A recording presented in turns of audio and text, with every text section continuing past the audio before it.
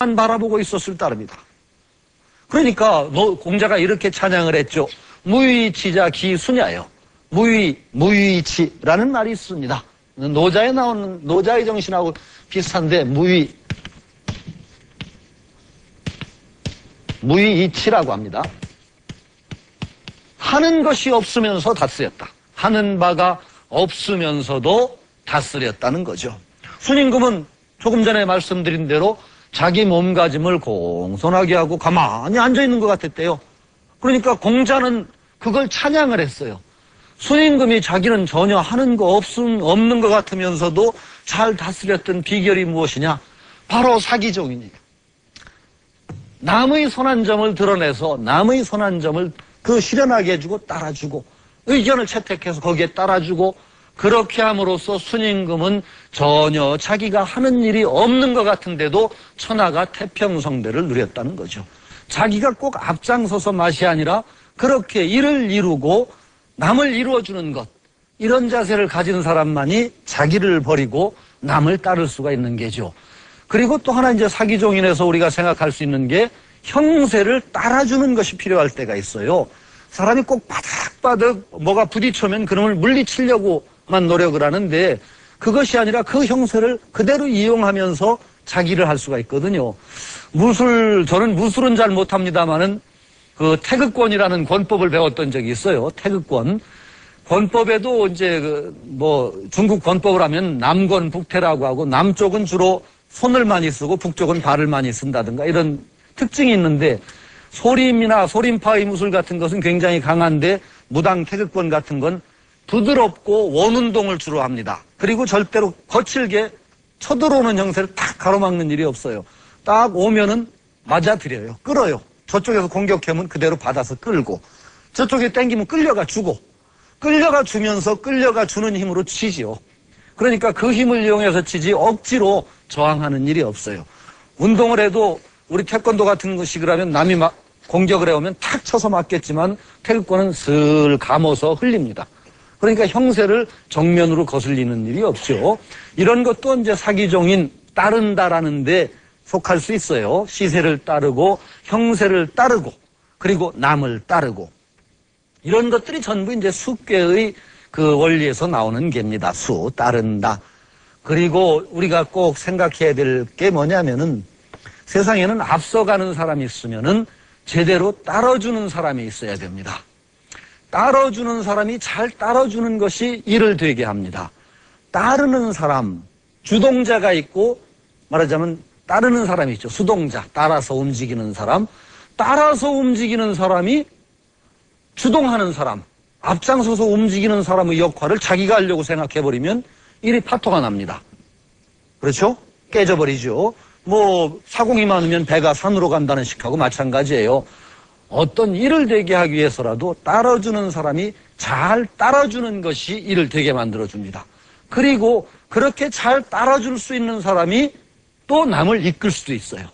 그 사람이야말로 사람의 마음을 알고 큰 일을 이뤄줄 줄 알고 자기를 이루고 동시에 남을 성취시킬 줄 아는 그런 큰 자세를 가진 사람이기 때문에 따를 수도 있고 앞장설 수도 있다는 게죠. 이런 따를 숫자 말하자면 택내 수괴의 뜻을 중심으로 해서 이 효사들에서 우리가 따름의 도리에서 어떤 것이 이제 중요하냐 이런 것들이 이제 몇 가지 나오는데 그것을 한번 음미해 보기로 하겠습니다. 제2호 6위에서는 뭐라고 나오느냐 하면은 계소자 실장부라고 합니다. 말하자면 소자, 작은 사람, 어린 사람을 따르다가 거기에 얽매여서 장부, 큰 사람을 잃는다 라고 나오고 그 다음 3호에서는 계장부 실소자, 장부. 이제 장부라는 건 대장부라고 할 때 장자입니다. 장부.